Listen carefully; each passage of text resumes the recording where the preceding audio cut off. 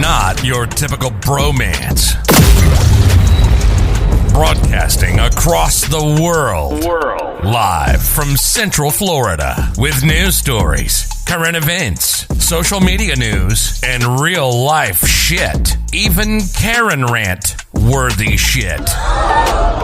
Bro Rantz.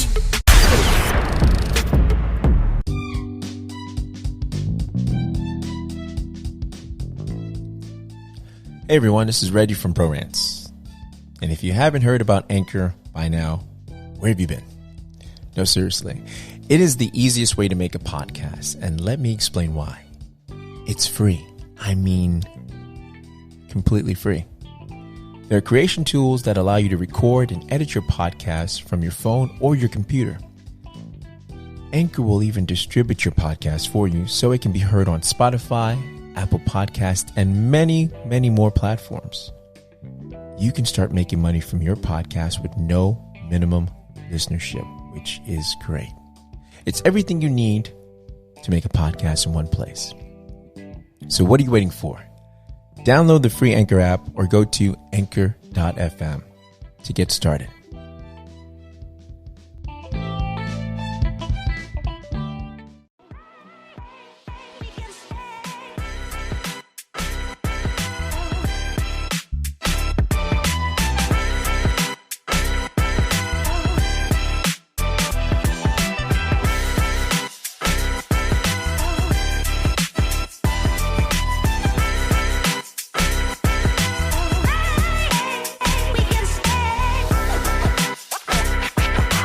Happy Monday. Monday morning. Whoop, whoop. Oh, and we have a special guest in the studio today. We have Geoff, Cousin Geoff. Cousin Geoff. Yes. Hello. Not Jazzy Geoff, but. What did you say? Did you say the F word? Hello what? No, I said hello family. Bro, you know what it sounded like? Did it sound like he said the F word? The F word you can't say. No.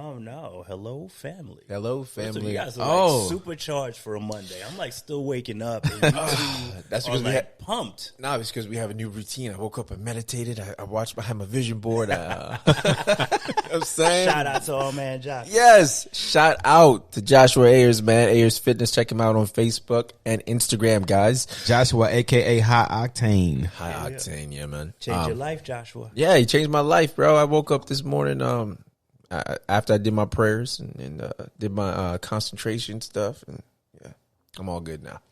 Shake the feathers off of me. No, man. But guys, welcome to the studio. Geoff, Cousin Geoff. I say Cousin Geoff. We should give you that nickname because he's actually my blood relative, my cousin. His first time on the show. And yes. Thank you for having me. Oh, we're grateful to have you. Raymond and I, we've had virtual guests, right? Yeah, we have. Yeah. So it's good to have a live host right here. We had, guys, before you call it the CDC or the government on us, you mofos, we did have a temperature gauge, and we gauged his temperature, and it was right cold. He was right below stone cold. That's it.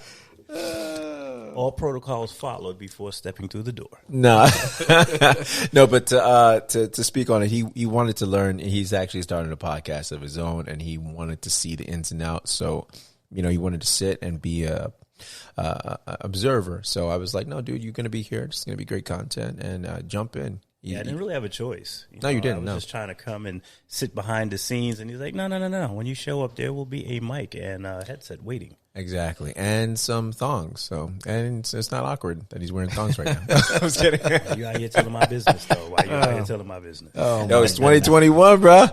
Any way to keep the COVID off? Yeah, that'll get people 6 feet. You know what I mean? Everybody stay 6 feet away from you, at least on the basketball court. I don't know anywhere else. You go down to downtown Orlando, they might get up on you. I don't know. Notice Reggie still talking about the thong song from his old bad boy days with his band. Don't speak band because you know why? He was up in there too. We had a family band. We had a family into the band. Oh, he was in it. Nah, we had practices. We had garage. It just didn't happen. We had garage practices. I did consider it though. You did. You were supposed to be the high note. You were supposed to be Jermaine. No, Jackie. Yo, this dude He was got like the Sean hot- Puffy Combs. He was had it hollering at me together. like, yo, but Jeff, you can hit that falsetto. He's like, You did. falsetto? Like, you know what? You did. Yo, you hit the falsetto. And the thing about it is we had Steven, his brother. Him and I, real close because it's the four of us and it's 7 of them. Yeah. 7. So it's a tribe. So we were like the Jacksons, like combined 2 families. You know what I mean? Because the Jacksons got that by them damn selves. So us combined was like the Jacksons. Like, we gotta make this work. Right, we have to. Yes. So we would try to recruit Steven as well, but Steven didn't have that mindset. Didn't have it at all. He was like, y'all go play basketball. He would come in and come on, learn to spin moves. And we'd be in the garage, Rick and everything. Learn to spin moves. Jeff would never attend any of the practices, and I wonder why. I don't know. Steve always had a solo artist type mentality. Yeah. Bobby Brown, huh? Bobby Brown. He was the Bobby. Exactly what he was. Exactly what he was. We all had that. I want to say black sheep. I'm considered a black sheep of my family. And Mom, if you're listening, it's true. You have one golden child, and his name is I'm not gonna say it, Rick. But anyway, I ain't touching it. You ain't touching it. You said I ain't touching it. Yo, I'm gonna be excommunicated off Auntie the just know I had nothing to do with this girl. lies, Mom, lies. No, I'm kidding. My mom is wonderful. Hold on, where's that script she gave I'm me? sure she is. Yes, My mom is wonderful. Oh, She my God. feeds us every day. Oh, this is the thing we had to do in case DCF came by. I let that one go. You still kept that, huh? All these years. Yeah, I absolutely have to. You always in my wallet. If you get pulled over by the police, so hey, my mom is wonderful. She's running a little late. No, but today's show we're gonna talk about pet peeves, man. Pet peeves. I wanted to touch on this because we all have them. I hope you guys had I give you guys like a few days to come up with something good. Yes. I hope you guys did your homework. Well, you said good. Well, it's a pet peeve, so it's your thing, so it doesn't make a difference if it's good or not. It's No. just what it is. No. I don't want to half-ass like, oh, well, I hate when the toilet seat is up and there's drip. No, I don't want any of that. That's generic. I can't use that. No, it's generic. okay. That's generic stuff. That's cliche. Okay. So I want some good stuff. Well, I do have a pet peeve. Okay. I don't know if it's cliche for you, but it's real for me. If it's cliche for me, it's gonna be. I'm gonna be like, you come with something better. Okay, so here we go. So in our household, everybody has Apple devices. Okay. Right? Yeah. And we have, I don't know, a lot of folks where we live. So for some Wait, reason, hold up. Yeah, what? I'm sorry. Jeff's new to the show. We have to explain. oh, You can't say we have folks. No. so They got kids. They got kids. So we got a blended family, right? Okay. So modern so blended. I have two. Angelina Jolie and I Brad have two Pitt biological. blended. Okay. All right. She has 16 adopted. Okay. No, she's got like she's got 3 adopted and 2 biological, right? Okay. So we kind of have a week on, week off schedule, right? So the week on we have everybody, right, at the house at one time, right? So the thing is, everybody has Apple devices, iPhones, iPads. So cords, everybody has to have a cord. Yeah. Charging their stuff. Yeah, absolutely, yeah. For some reason, we have to initial our plugs. Are you serious? We Is have that even to. possible? Yes, we. On the tip? This is a real thing. We use a marker, permanent marker. I know. right? Where? On the cord or on the Both. Oh, my God. Both. Why don't you guys color coordinate it? Listen. Well, there's a lot of they might get those. There's only so much colors in the rainbow. So look. I put my cord in a certain spot. Sometimes in my bedroom, sometimes out in the hallway. I have more than one cord. It'll be missing, right? Yeah. I'll ask every kid, "Do you have my cord?" No. "Do you have my cord?" No. 2 weeks later, I'll find it somewhere, right? After you bought another one. After I bought another, exactly, That's how it right? goes. That's how it goes. And then I'll find a kid with it, right, or something, and I'll say, "Why are you using my cord?" "Oh, I didn't know it was yours." And my name is right there on it. Well, no, in their can't- defense, is it Ray Jr. that has it? No. They know better. Because I would say, if it was Ray Jr. that had it, I can see the confusion. No, they know better. All And right. that right there, I get berserk because I need my charger. So you turned into Joe Jackson. Oh, I get really mad, man. I mean, I listen, I know it's a cord. Ray, go get the switch. Okay. And I should. Hey, listen. I know it's just just a plastic thing with wires and all that, and it's not that expensive. Yeah, It's okay. the principle. It is because my name's on that. No, I get it. I can just hear Kara in the background. Joe, don't be so mean to him. They just Joe. Kara calls me petty Oh, does she? No, because she's guilty. She's guilty too. No, I was about to ask. That's probably why. Yeah. Yeah, she's guilty too. We there, brother. Yo, throwing rocks at the glass house. Those stones at the glass house, right? Hey, that is a pet peeve of mine though. When you borrow my stuff And don't return and it. don't return it, and then I gotta find it. When you take the time to put it somewhere so that way when you're ready for it, it's there, and then you go and it's gone. I'm sorry, that's frustrating. It is. 100% on board with you, and clearly you can see you've struck a nerve with me as well. Damn. Okay, that wasn't yours, was it? No, it wasn't. Okay, I was just making sure. I was just making sure. I just had to salute my man. I feel this pain. Oh my goodness. I don't even know. So that was it. That's the pet peeve right there. Yeah, because it happens so much. It's getting to the point where I'm just. If I find their cords, I might cut them. Woosah. I might just cut their cord. He Just said cut. I know. Cause. Damn, bro. I might just cut their cord. Then bro. doesn't that mean they're gonna use your cord even more now? No, I'm keeping it in my truck. Yo, what's crazy, Jeff? This dude he's not from Compton. He's from Alabama. Damn, bro, you trying to shank people over cords? Like, I'm gonna have to cut their cord. Why? Just take it. Look, just take the cord. He sure got deep when he said it. Yeah, I'm gonna cut the cord. Damn, Debo, check this out. Yo, the cord ain't do nothing to you. Damn, you gonna get rid of a good cord? You don't even understand. I gotta breathe right now, bro. Right. Especially when the charges go bad. Like, the girls and Kate have chargers in this household that are iPhones, and they go bad all the time. Mm-hmm. I mean, and they buy the ones from either Marshalls or the dollar store because they go bad. Right. So versus paying $30-something for the Apple one that's gonna go bad regardless. 16. Yeah, they go bad regardless. So. 16 for the He 2. knew the number. Yeah, know, 16 for the 1. You know why he know? 19. I don't bought a lot of them, man. I know, bro. I hope you invested in the stock. He knew the value pack and everything. 16 for the 2. Take about 2 weeks to get here from Apple, but if you get it from Amazon, it get here in 2 days. Prime. No, I appreciate that. But so they make the. I mean, you're talking about the craftsmanship on it, man. It's just horrible. It is. So they go bad. So it ain't worth cutting, bro. They're gonna go bad anyway.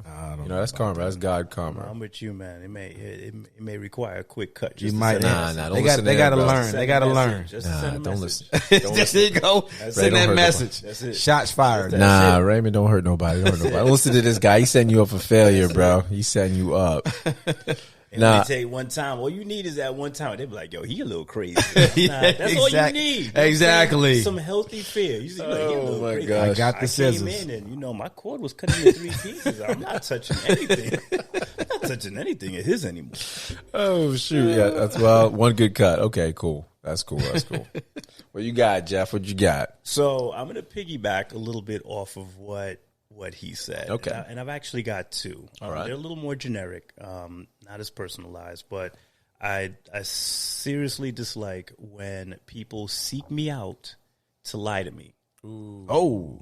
Tell me how you feel. I like it. You have an example where somebody will call you, like, we chit chatting and I ask you about a certain situation or something, and you proceed to lie to me. Or better yet, you bring up a situation that maybe we're both involved in and you voluntarily lie to me. And I'm specifically not asking or bringing it up because you know what? I just know, like, this isn't even something I want to engage in. But you bring up the topic and then bold-faced lie to me, that sets me aflame because it's like, why? Yes. Why Why? are you like this? Why? Yes. What is happening in your mental realm that you felt the need to seek me out and lie to me? Like, what have I done to you? So that's one pet peeve. Gotcha. It's always something that's like, I don't like getting lied to regardless. But when you seek me out to lie to me, I take it super personal. No, it's cool because I completely understand. It's like they're stalking you and they put more effort into it just I to know. Yeah. reveal this lie. Right, just I to know. come over here and paint this picture that I wasn't even asking Like, for. yo, Jeff, come here. Yo, no, check this out. Let me call you, bro. You free? Yo, cool. Yo, check this out, bro. So, what happened was, like, yeah, but I didn't ask, right? And I know you lying, right? exactly. Why are we doing this exactly? And why you gotta stay, dude? Why you gotta stay? You gotta stay there and watch the whole thing. run its course. Right, that's horrible. Right, because at that point, what are the options? I address it, right, Yeah. which is going to lead into what I didn't want to lead into anyway, I know. or I sit More on time. it, which then potentially I'm encouraging you, right? Yes. So it's a lose-lose, and maybe that's why it Absolutely. touches me on a different nerve. But to piggyback off of what you were saying. That was a power up. Go ahead. Thank you. I was like, yo, I felt that like zest. I was like, all right. You piggied, bro. My all-time biggest pet peeve is don't insult my intelligence. And I tell this to my kids. My kids know there's certain things about me, and I have this saying, and it annoys the hell out of them, but it's something I always bring up, and I'm like, don't attempt to pee on me and convince me that it's rain. Okay? I've heard that before. That's an old one. Do not proceed to pee on me and convince me that it is rain. Do not insult my intelligence. I find it to be, it maddening, sets huh? me. It is right. So, for instance, you start talking, and I battle a lot with that. Where I'm very. I'm not OCD, but there's certain things like my wallet, my charger, my phone. There's a handful of things, maybe only 4 or 5 things that I am very efficient at putting it in 1 to 2 places. And I know it's there. And if it's not there, somebody's moved it. Right, okay? right. But the part to that really spoke to me is when you kind of went and started asking people, like, hey, do you have my cord? Have you seen my cord? And everybody's like, no. And then you find somebody with it. It's like, so I came. I asked you in good faith. I wasn't even mad. I mean, I was annoyed, but I wasn't mad. But now it's a week later, and I find you with it, and I'm like, yo, why you got my cord? And you're like, oh, this is yours. It's got my name on it. Like, don't insult my intelligence. Like that's just a small example because you brought it up. But that really sets me off. Like that takes me into outer space, man. I'm with you on that. Gotcha, I can feel that in my spirit. Yo, Raymond, we're gonna have to. I'm gonna have to call Pooja and have a talk to you. That's what mental specialist we have on Thursdays. I need to call Pooja. Damn, I was feeling him when he was like, "Yo, I'm just gonna cut him up." I'm like, "Yo, I'll be there with you. You need a road dog?" Nah, he doesn't need an accomplice. He doesn't need an accomplice, Jeff. Jeez, you're supposed to break the man off the ledge, bro. This man, yo. Ray, breathe, bro. Woosa, count to 10, bro. I'm having flashbacks right now. Yo, all I want to know, which week is it on? Is the week off or week on right now? Because I want to make sure how many kids, if the kids are at the house or not. It's the week on. Oh, shit, bro. Yeah. You just take a ride around the block a couple times before you walk in the door. I'm just trying to save some lives, man. Them just kids. I know they just kids, but they need to learn, though. They need to learn. Nah, they gonna learn today. You gonna learn. You gonna learn. They gonna learn for real. Damn. You holding out though? You holding out? What about you? Nah, I'm not holding out. It's just, I've never seen Ray so passionate. I didn't know yo, this is amazing right now. You with the deep voice. Yo, this is crazy. Yo. Well, you asked about pet peeves, so I said pet peeve, but I ain't 10 things I hate about my kids. Damn, bro, give me a list. Like 10 things happen to be 10 chords. Oh my God. One of my pet peeves, man, and this one is profound. I think we all go through this. We all have a friend, people that we've known that the only time they call you, not when they need you. Oh, no, is dealing with people that you're their mental, their personal cheerleader. You have to give them the pep talk every time. They use you for their self-esteem. Crutch. You're the crutch. Yeah, and when you need whatever, they know it around. But they emotionally draining. Yeah, dude. Every time, oh man, I don't think I could. And you got to pick them up. Mm-hmm. No, man, you're good, man. And with me, with the acting and everything, I had this one guy. See, I told you guys to tell some stories too, but I had this one guy, and all he would call me and tell me, "Hey, Raj, I don't know about the acting. You're really great." And what I've learned is there are some snakes in these bushes. Whenever you give someone, even in basketball or anything like that, whenever you give someone that idolizes you a little confidence, whenever something happens, you almost drain your energy, and they take it that you almost consume or become what they were, because now they get a little confidence and they're like, they're stealing some things. Either in basketball, either your style, your dribble, or acting. They pick up, and you're like, what the hell? I'm seeing myself and whatever, and it's almost like not a Judas thing, but it's like a backstab thing. Like they, all of a sudden they looking down at you, like, you know what I mean? Like they take. He so was much laughing at you about how deep this is. Do you see? He's This like is- squinty eyed. I know, and this like is- super this is- passionate right now. Yo, whatever. We really need Pooja right now for real. Wow. But can you guys relate? Did you ever, you've lifted someone so high, and So what about imitation is the ultimate flattery? I don't believe in that. You don't? I believe you've mentioned that before, and I've told you, like, here's the thing. We've had, and I'm sure these girls are listening. So we had this podcast. We first started off, and I hit these girls up to collaborate on the podcast.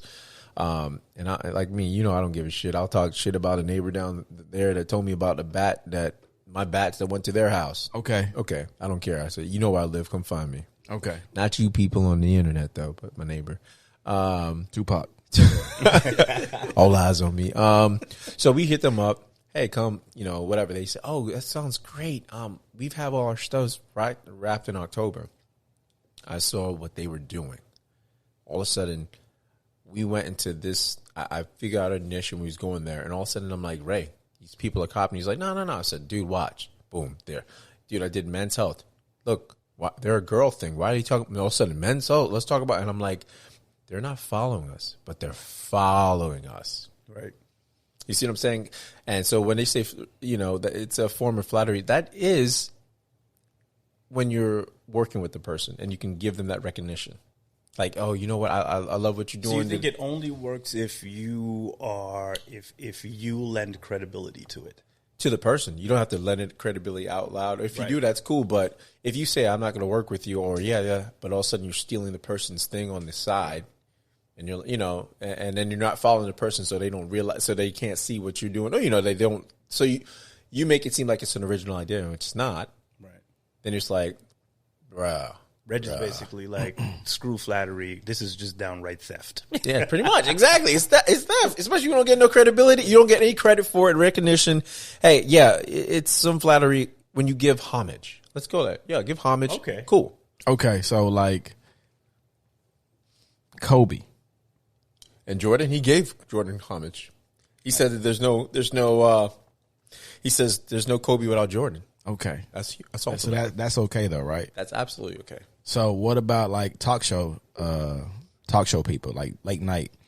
Sometimes they take their style, or they don't always give homage because it's more competition.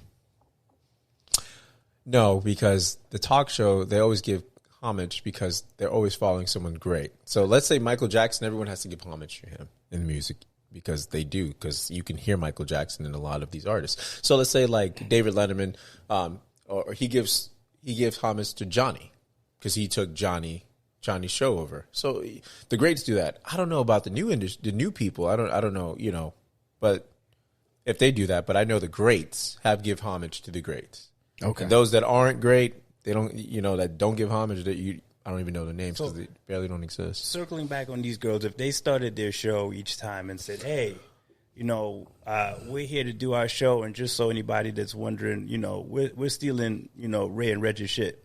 Let the show begin. Would that be paying homage? It'd be awesome homage. No, it's not going to be petty like that. No, it's not going to be petty, but it's like if you had worked with us and said, oh my gosh, dude, I love you guys' concept. We might do that one day. That's cool. I'm okay with that. If you had worked with us and said, oh man, I might try that one day. Cool. I don't care. We work together. I'm okay with that. But when you didn't want to work, whatever, and then I'm seeing what we're covering on there, it's red flag. And I'm like, okay, one time it's accidental. It's coincident. Second time it's not coincidence. It's like, this is literally copycat. Okay. But so that was the pep. Why? Okay, what? You seem like what? What you got? It sounds really like deeper than that, though. No, it ain't deeper than that. It sounds like it's something that's not really that, but something before that. So it's like one step away from what's really yeah, it's bubbling there, right? With the cord thing, it sounded like you like an umbilical cord that your mama didn't cut. Okay. And off to the next show, you bastards. Yeah. So, hey, Raymond, I just got something to say for that wonderful critique you got me. I like the fact you analyzed me. What do the critics have to say? What are they saying? Hold on. Oh, Raymond, you're wrong. Salty this happened. I'm not salty. I'm not. 10 to 15 minutes worth of jokes and critique. No. You know what I'm saying? With I have no clue. With our pet peeves. Raymond. You throw one comment out there. Brother, listen. Hey, Raymond, your critique was completely off. And so I don't have you in tears, man. Listen, we're going to go to...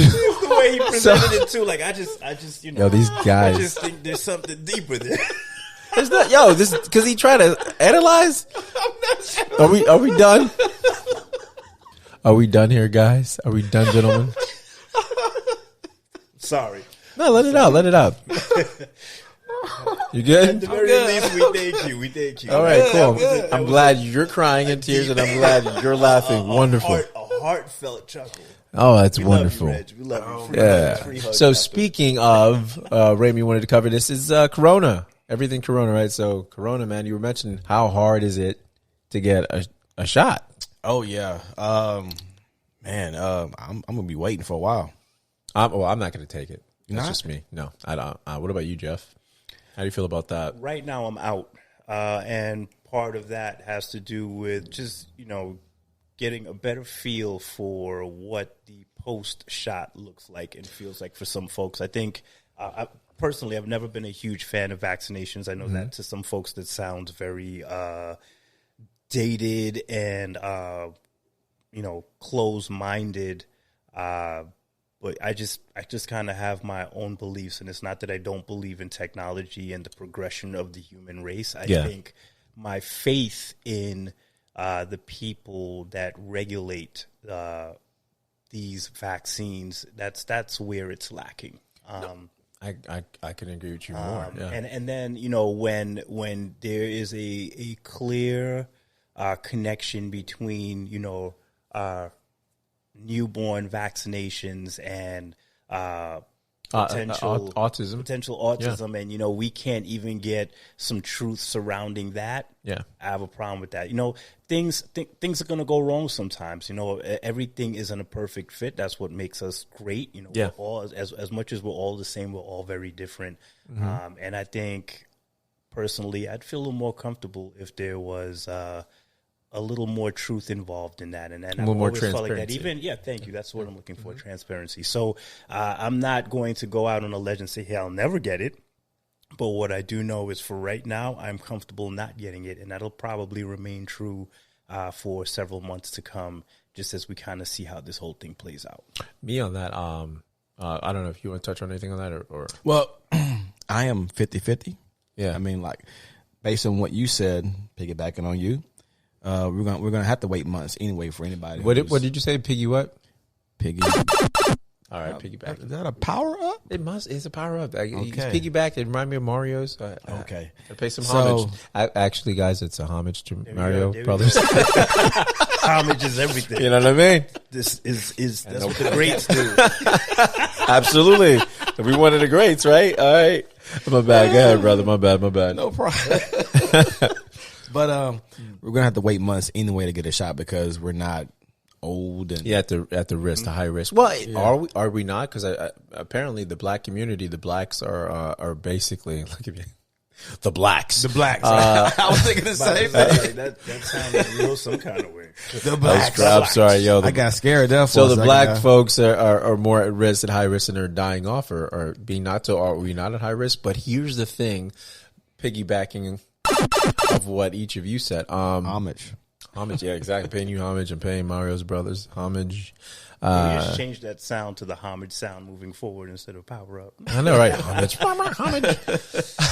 But I've never taken the flu shot. Have you? The last time I took the flu shot, I was a kid, and Kate and I. It's so funny. Kate and I were talking, and she was like, "They're mentioning everything but the flu now. What happened to the flu? The flu just magically disappeared. It did. It went right to." Right? I don't know. Went somewhere. It upgraded. I grabbed to the Corona. Yeah, exactly. Now they tag teaming. Brother, and I mean, I believe, Corona, I believe so and so forth, with the Corona, but I don't, my thing is, and you remember in China when they showed everything was happening, people were falling in front of people, and these numbers are so catastrophic that, have you been in Publix or been in a store in Walmart and seen someone fall and collapse because the Corona is so high? The numbers are record breaking, right? What do you mean people were falling in China? What do you mean by that? You never saw the video when they were trying to contain it? There were people in the markets, the food markets, that were just on the subways falling, literally dying, falling, and they were contained. Huh? You mean because there was so much because of Corona? They were dying on the spot, dying or passing out. Yes. Or wasn't because it was too packed? No, brother. This is when it was happening, brother. No, it was the people just dying on the spot. Yes, sir. That means a laugh. Yeah. No, you're good. Legit question. No.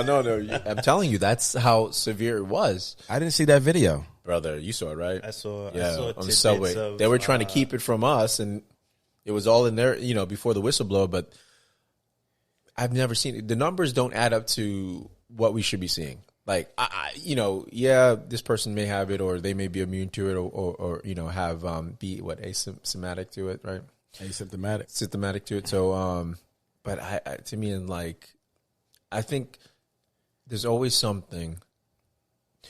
There's always a test run before something big, and not to be a conspiracy theorist, but if you have to call and wake up in the morning to get the lottery you have to get on your phone and try to book a shot. To me, it's like a test run because with Publix and even with your what's the other one that's doing it? Publix and CVS. It was something else that was doing it, that you had to wake up and go online 6 o'clock in the morning, and then the other one was 9 o'clock in the morning, right, to get a shot at the Central Florida Fairgrounds. You have to wake up, get your hopefully you get it. And Kate was trying for days to get it, weeks, and she couldn't get it for her parents. Because they're running out. Is that why? No, because they were putting her on there, and they said, you got it. And next to when she tries to click the number, it was like, oh, not available. But to me, it was like, if you observe things from the outside, looking in and say, is this normal? Why is my doctor, whomever, getting this? Why, if you're high risk, why aren't you contacted? Because the IRS contact you if you have to pay a bill, right? If you owe money. Why do you have to sit here and play Monopoly every morning and try to win the lotto for a shot that may or may not be effective? To me, it's like, because they don't have enough of it, right? But if we look at it from a conscious point of view, because she has a client that had gotten 8 of them for other people. So apparently her phone worked, her computer worked. She was able to get 8 appointments for her. See what I'm saying? So let's say if she wanted to sell the shots. I can get you an appointment. $50 a pop. So you saying Kate couldn't get appointments for her clients, but the other person could? She can get appointments for her parents. But this person was able to get appointments for her parents. So why didn't Kate get that person to call her for her parents? She did. Okay. And they got it immediately, but this person got for 8 people. So who is this person? What do you mean? It's one of her clients. So, I mean, they might have the hookup. No, they don't have the hookup. They did exactly what she did on the website. Exactly. It's weird, right? How does one person get, and I tried with her one morning, and both of us couldn't get it. And we tried a 6 o'clock one, and we tried a 9 o'clock one. Didn't get it. But my whole thing is, this is not normal. Well, but we're so desensitized that we're like, oh, yeah, the lotto. So, let's get on this and try to get our shot that's supposed to keep us alive. And the Corona isn't normal. I mean, as Jeff just said, I mean, what happened to the flu? None of this is normal. No, but I'm saying this is unusual times in every regard. But my thing is, to get help, why are we going through a lottery system with our phones versus, hey, you're a doctor. We see what you have, how many patients in your age range here. Administer it to your elderly. You know what I mean? Why is it not being? That's a great question, but our healthcare system is already messed up. I mean, why doesn't everyone have healthcare anyway? No, agreed. But my thing is, why the hell is it a lottery system? I got to literally wake up in order to get a shot. I get that point. I get it. I don't know. That's a good question. So the lottery piece is probably due to the shortage, but I understand what you're saying. Now, because I knew I had zero intent of getting it anytime soon, I haven't looked into it.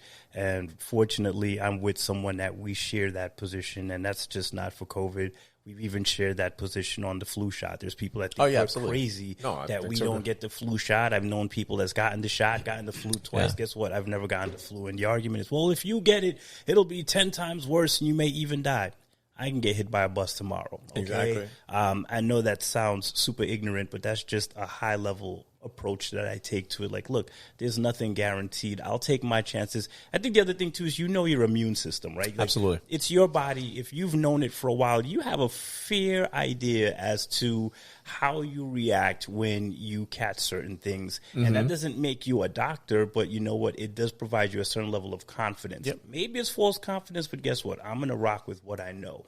Now, what I will say is I have a friend that lives in the Carolinas, and she has pre-existing conditions, and though skeptical, she's going to go get the shot. And the way that they have approached it is they're actually rolling it out in phases. And so the first phase is the elderly and folks with, I believe, pre-existing conditions of a certain age and older. And then the next phase are slightly younger age bracket with pre-existing conditions, and that's how they're rolling it out. So I guess the question would really be, whether you're a conspiracy theorist or not, why is there such a disconnect in the approach of the rollout, and why do you have one state that has, operated in what I believe to be a smart approach, versus another situation where it's like, okay, well, you got to get up and roll the dice and hope that you hit the lucky number. Again, I'm speaking from a place of ignorance because I haven't looked into it. So I don't know what the conditions are, or maybe we do have a rollout plan, and maybe the lottery is simply for folks that don't want to wait until, their phase. I'm not sure. So, I'd have to be educated on the topic. No, I mean, I appreciate. I understand. I appreciate what you're saying, Raymond. I appreciate what you're saying as well. And again, it's good to have different viewpoints on this. Different perspectives. My perspective is always right, but I always appreciate what you bring to the table. Right, we are in a desensitized state, so things that probably should resonate with us, we tend to overlook. But you know what? A lot of time that really has a lot to do with a fear. And anxiety, and feeling like, okay, even though all these warning signs or things don't really seem to be adding up, I feel like I need to have this. And I mean, that's just not true when it comes to vaccines. It's a method used to try to, manipulate you to buy things. Like, have you guys watched the Netflix show? Yes. Social Dilemma or Experiment? Yes. Yes. Did you watch that? Yes, we did. Oh my gosh, that thing was mind blowing. It was mind blowing, and it validated every thought you had, because you're like, you have the fact that this AI is conditioned to you to manipulate you, and you're the avatar. Yeah, you're the avatar. You're the actual product. Yeah, right? It's selling you to everything. To touch on the other thing you were in, with Florida, since we're speaking of that, the fact that we had the race week, and now we have bike week coming up. And this is funny because at the same time last year it was open, and Florida's supposed to be the highest number right now of the new strain of the virus of the new strain. Yep, that they don't have a hold on. It's one of the highest states with it, but yet it's staying open. Well, that comes from the governor. Yeah, the governor. Absolutely, but my whole point is it's just a new strain that they don't have the new. Not even shots they guarantee can combat it. But he was open way before anything else. No. I know that. But my whole point is it's a tougher, stronger, mutated virus that the shots, the vaccine, which doesn't even protect the normal virus, because, Fauci is saying you got to wear 2 masks. God damn it. Hello. That was pretty crazy when I heard that. I was carbon that you breathe out is going to kill you. Like, how is this normal? Like, how is this science? Oh, if you cover your mouth with 2 masks and now you're breathing all your carbon back and it's killing you, you can tell on your face because people are just breaking out. it's so funny because they tell us the science, and this is elementary science when we're in elementary school, and they think that we're not going to remember this. The trees are supposed to take our carbon and make oxygen out of it. I remember that. So why am I breathing something that's killing me or probably weakening my immune system anyway? Like I said, it was ridiculous. Wear 2 masks and this. What? What did you say, Mr. What? Fauci? Okay. With that, I'm going to play something for you guys because I know you guys love sports, and I want to touch this topic, see if you guys see what your opinions are on this, all right?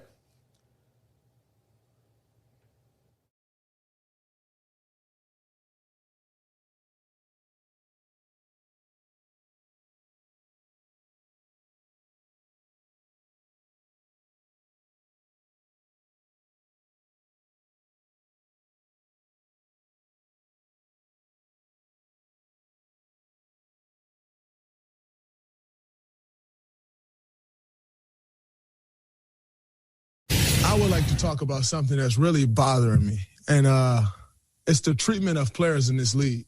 To watch Andre Drummond before the game sit on the sideline, then go to the back, and then come out in street clothes because a team is going to trade him is bull. Because when James Harden asked for a trade and essentially dogged it, I don't think there was no surprise or there's no one's going to fight back that James was dogging it his last days in Houston. But he was castrated for wanting to go to a different team, and everybody destroyed that man. And yet a team can come out and say, oh, we want to trade a guy, and then that guy is to go sit. And if he doesn't stay professional, then he's a cancer, and he's not good in someone's locker room, and he's the issue. And we've seen situations of Harrison Barnes getting pulled off the bench. DeMarcus Cousins finding out that he's traded in an interview after the All-Star game. And we continue to let this happen. But I got fined for stating my opinion of what I thought should happen with another player. But teams can come out and continue to say, oh, we're trading guys, we're not playing you. And yet we're to stay professional. At some point, as players, we need to be treated with the same respect and have the same rights that the team can have. Because as a player, you're the worst person in the world when you want a different situation. But a team can say they're trading you, and that man is to stay in shape. He is to stay professional. And if not, his career is on the line. At some point, this league has to protect the players from embarrassment like that. We talk all of this stuff about you can't do this, you can't say that publicly. If you say that publicly, you're fine. Anthony Davis got fined, I think, $100,000 or something like that for demanding a trade publicly. But you can say Andre Drummond is getting traded publicly, and we're looking to trade him publicly, and he's to stay professional and just deal with it.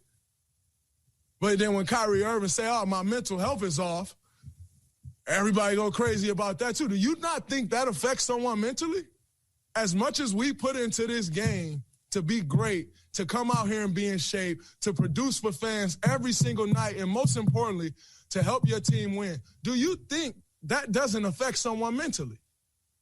But as players, we're told to, no, you can't say that, you can't say this, but teams can. It goes along the same lines of when everyone wants to say, oh, man, that young guy can't figure it out. But no one wants to say the organization can't figure it out. At some point, the players must be respected in these situations, and it's ridiculous, and I'm sick of seeing it. Y'all have a great night. I'll see y'all tomorrow or Wednesday. Mike, fucking drop. What are your thoughts on that? I mean, the dude was speaking some truth there. I think he's wasting his time. Why is that? Well, I mean, if he wants that kind of change you're talking about, there's something called a CBA, right?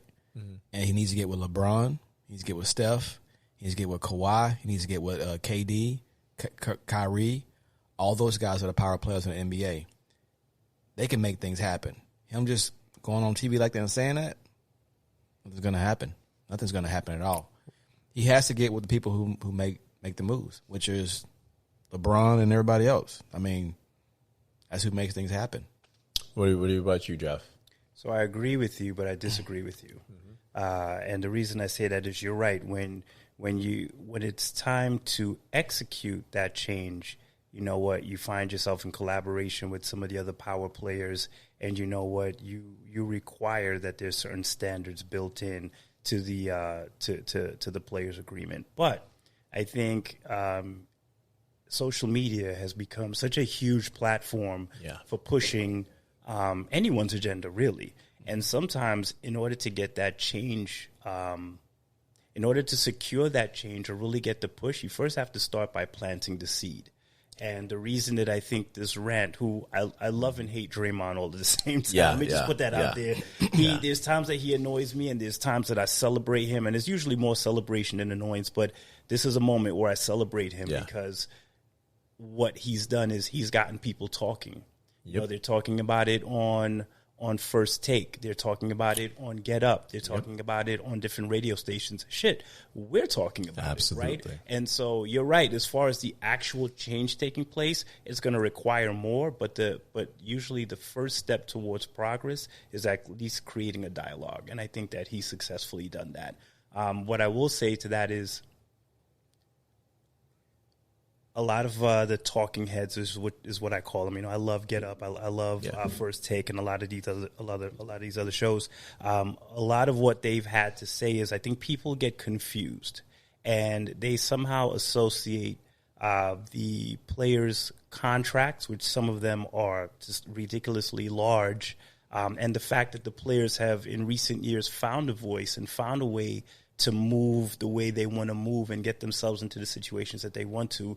They kind of view that as a form of power and leverage, and so they try to discredit what Draymond has to say. But I think ultimately what he's talking about is controlling the narrative, right? If the expectation is that we are to remain professional and we are to treat each other with a certain level of respect. And you know what, regardless of what side of the coin you are, whether you're the owner or whether you're the player, you know, that's a coin that should flip both ways. No, I agree with you. I agree. Like you said, I agree. I can see why Jeff agrees with you and disagree. I think what happened, which is obvious, this is after the game. He witnessed something that he's witnessed countless times, being in the league and seeing it happen, hearing whispers or rumors, and you're supposed to constantly. Let's take, for example, Cleveland. When LeBron was on the team and they castrated the entire team, basically. They cut everyone off the team. They had everyone basically on the trading block to get, was it Cleveland? Yeah, it was Cleveland, right? Or was it the Lakers? I think it was the Lakers or Cleveland. No, it was the Cleveland at first because they were trying to get all these players in order because Kyrie was out and they were trying to push a run for the championship. And that's when they got Jordan Clark and Larry Nance Jr. So they had Isaiah Thomas on the trading block. He didn't know. Remember, he got traded the night before. He didn't freaking know he was getting traded. So much so that it was like Judas getting kissed when LeBron dissed him when he hit the game winner. So hell yeah, man. And that plays on people's mental. I mean, we live in a society now that everything's social media. Like we were talking about, just mentioned the social media, social dilemma, and the likes and stuff. If you don't get the certain likes or whatever, that already plays into these young kids that they're committing suicides at a higher rapid rate than ever. And imagine as an adult, I mean, you're already getting hate now that the fans can reach you. So just imagine now you're that touchable. Now the owners, you're up for trading. Let's say you're sitting on the bench, you're injured, and you get what's this mean? Your fan telling you you're getting traded before you even know, before your agent even finds out. So I agree. There should be professionalism. They should sit there. They should talk to the players and inform them, not let them know that they're considering trading them. So it's not a blow when they dress up to get suited up and then you have to go back in and get back into street clothes the night of the game. And Draymond Green, he's a nuisance, but hey, I'll give power to the people with that because you know what? At the end of the day, these are multi-billion-dollar companies, owners that probably 80% will give a shit about the players. Yeah, but nothing's going to change until that CBA is changed. No, I agree that, but here's the thing. You can rant, you can say what you want, you can have whatever, but nothing's going to change until the CBA. I'll tell you this. And one more thing. the players have to agree together. It can't be 2 or 3. It has to be agreed, and they're gonna have to give up something too to get what they want. They got to give up something, and usually it's money, monetary. Yeah, it could be money. And so when that happens, they don't always come to agreement because all the players aren't making the same amount of money. No, I understand, but this is all about dealing with trade and being with the dignity of trade and not being fined because your agent came out and said you demanding a trade and not being your reputation being slandered because you don't want to play for this team because you want to move on. But this is the time where players have more power than they ever had. But that's what I'm trades. But that's what I'm trying to say. They have more power, but like Geoff was saying. But they can lose that. No, not with the social media, bro. Like they control the narrative now. Just like LeBron James controls, he doesn't have to do an interview in the world. Stephen A. Smith's been chasing him for an interview, and LeBron won't do it because LeBron has his own social media platform. But is DeMarcus Cousins LeBron? No, he's not. No, you don't understand what I'm saying. I'm just saying they have a voice now that they can actually speak and it create waves. Draymond Green isn't LeBron James, but he's making waves. Yeah, but it's not going to change. How do you know that?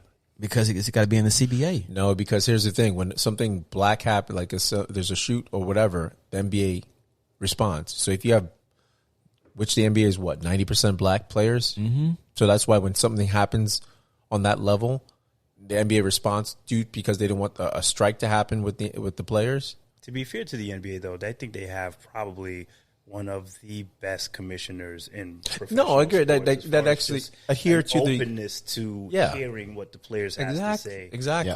But you are right. It ultimately is going to come down to that agreement, and it's going to require everyone to be on board. Now, I think the one good thing about this is you're right when it comes to topics of like, to money, with the monetary value. Everybody's contract is different. Not everybody's making the same amount of money, but I think on a basic level, everyone can argue that, hey, I'd like a certain level of respect. And I think that's what Draymond's talking about. Exactly. I agree. It's about a certain level of respect. Like, you can't sit a guy that is able to play and openly talk about, all right, we're looking to trade him. Yes. But then a guy a season or 2 seasons ago comes out and openly says, hey, I want to be traded to go somewhere else, and you find him $100,000. That contract, that contract works both ways. Yeah, you're paying me, but guess what? I'm providing you a service. And so that respect, it's funny because, he mentioned that, and I listened to it like 2-3 times, and I really think he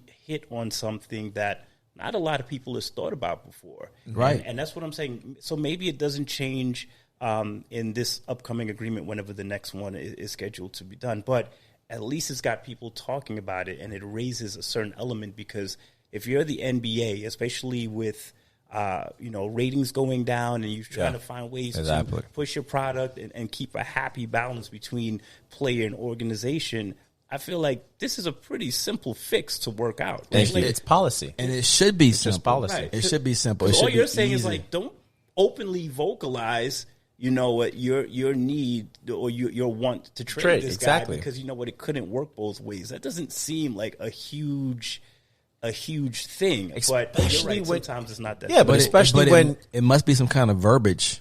Well, they're allowed to do that though. No, but here's the thing. No, it's not. Here's what it is. Because Alex Wojcicki, that reporter? Yeah, I know who you're talking about. Yeah, so he's the one that came out with it. Wojnarowski. So he's the one that came out with it.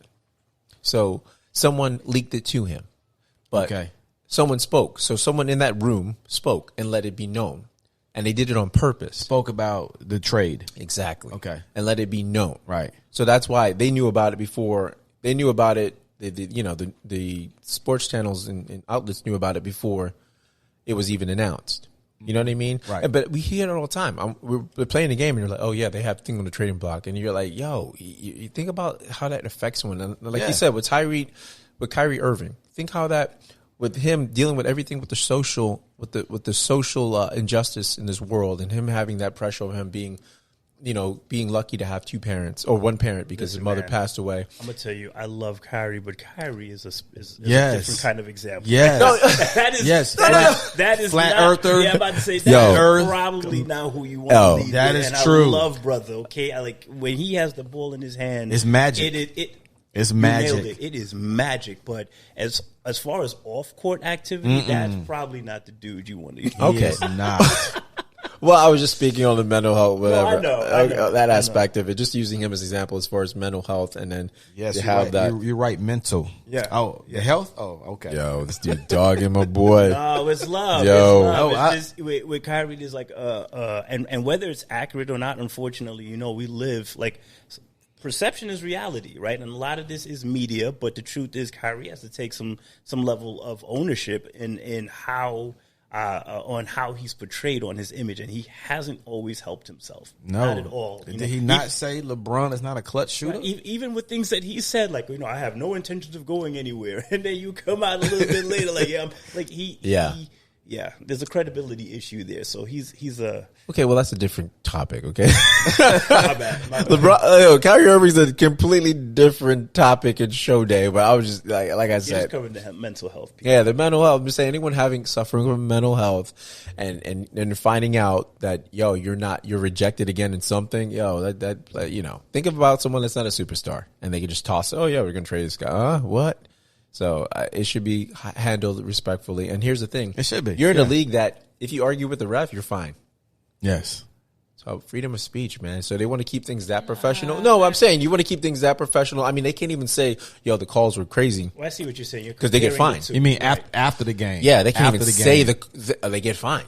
Like they can't speak on, the ref was in rob. They get fined because it'd be like intimidation though to a referee. From what I've heard, the referees were running it when Allen Iverson was there, and they would give the other players about that report that referee that came out and said some of the games were fixed because they were betting in Vegas too. But imagine they had the power. But imagine LeBron James saying, "Say Jeff was the referee. Yeah, Jeff sucks, right?" What would happen to him every game, every arena he plays at, every arena he refs at? LeBron James? I'm trying to tell you that it's been proven they've picked on Allen Iverson because he said something. Their refs have the power, man. Oh, agreed. But what he's saying is you have to have regulation there to ensure that, the well-being of the game and the protection of the referees. They have to have some type of regulation in place. And I agree with you. I feel like there is. So here's the problem with the referee position, right? I think there's a lack of transparency. You used that word earlier. Yeah. Whether it's NFL, whether it's the NBA, there are big time moments where there are calls that are kind of either inconsistent with the flow of the game or leaves you scratching your head or like completely missed. And it's sometimes convenient based on the player or the team, and where I feel like all these major professional sports can benefit is, there should be some transparency. Like I should be able to go, whether it's the referee union, and see who's being tracked, who's been talked to about, and that way as a fan, especially if I'm a super invested fan, I know like, okay, well, there are steps being taken because this guy blew, and people will argue and say, oh, well, a game never comes down to a single moment. You had 4 quarters. Saints Rams. Bullshit. We all know that there are plenty of instances throughout time, great moments that were completely disrupted because a referee decided to make a call or not make a call. And you know what? As a fan, you sometimes want you need, I don't know, I guess what I'm looking for, you need some type of vindication from that moment being robbed from you. And if I can go somewhere and check and say, okay, where is Cousin Geoff? Okay, all right. Looks like, the union's looking into him for that call. Yeah. It's currently under investigation. There's like you have to have a track. Yeah, you should have some accountability, some track record. Maybe you even be able to see that person's history as far as how many times they've been talked to. I think they do that with boxing, right? Boxing is the worst. That's different. That's way with the different. refs. That's more corrupt right there. With the refs, easily, the judges. The judges, but not the refs. I'm saying the refs are picked off for their good refereing. It's the judges that are. Right. Okay, my bad. I was with you. I'm thinking the judges. You talk about corruption. I know that. I mean, come on, bro. Come on. I don't even know why people watch boxing anymore. Like, maybe you have to grow up and appreciate it. It all depends who's boxing. There are stuff where I walk away boxing completely aggravated because it's like, did we watch the same fight? How did you even score that? Yeah. What about UFC? You don't watch that? I've been watching some of that. I mean, when Conor McGregor and whatever go, I like to watch those big fights. Yeah, I like UFC. Yeah. I'm kind of in and out. Depends on the fight. Depends on the fight, the person. Yeah. Gotcha. Anyway. Sorry, we digress. No, we digress, but it's all good. That's what we do. Anyway, guys, I don't know if the pet peeve covered the rant of the day of the week. I don't know. We were all pretty passionate, and you cut out kind of early. Okay, on that note, then you two bastards come up with a rant. All right, who's going first? Who's going first with the rant? Who's got the rant? Okay, this might be more of a PDA than anything. Okay, I can't stand the texting and driving on the highways. Really, my life is. Listen, we only get one life, and when I'm on the highway, I'm going, 75, 80 miles an hour. I don't need somebody swerving in my lane because they doing like this right here. I'm looking over they texting and driving. Look, stop texting and driving. Straight up, stop it. It's not worth it. Seriously, I've seen it too many times. No, but so you said it was a PDA. So, for all those lovers out there, all those people that can't stop driving without texting, Raymond says, stop your shit, bitch. That's it. That's why S. And that's it from our public service. All right, what about you? Well played. Thank you, sir. High level stuff here for all of our folks that are feeling some kind of way about the election results. Yeah. Regardless of who you voted for, regardless of who you like, look, man, we got to find a way to make this work. And holding to your guns, whether it's your guy that's sitting in the seat or not, we're not going to make any progress. So it's fine. Be upset. Be angry if that's not your dude.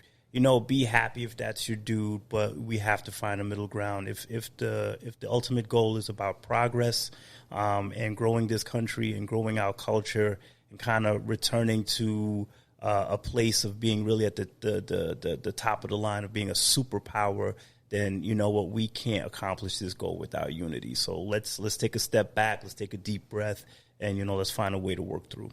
Okay, and let me translate that for you guys. So all you Trumpers that are mad, and you got your gun, and you ready to shoot somebody, Cousin Geoff says, just put the gun down and go with Biden, sleepy Biden. Okay, because when I was in the Anchorage, when I was in the Scranton, Ohio, or what is it, Scranton, right? Scranton? Scranton? Okay. It's Scranton, Pennsylvania? Scranton, Pennsylvania. When I was in Scranton, my mama, my daddy, if Joe Biden mentions one more family member.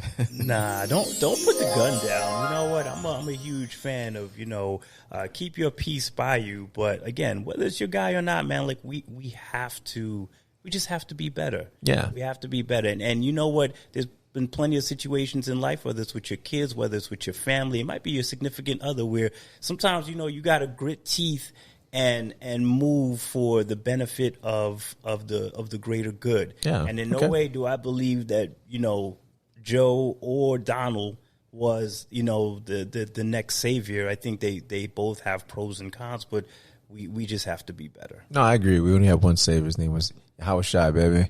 He came down over 2,000 years ago. Anyway, that's Jesus Christ, guys. Yo, you guys got quiet. It's Jesus Christ. Okay.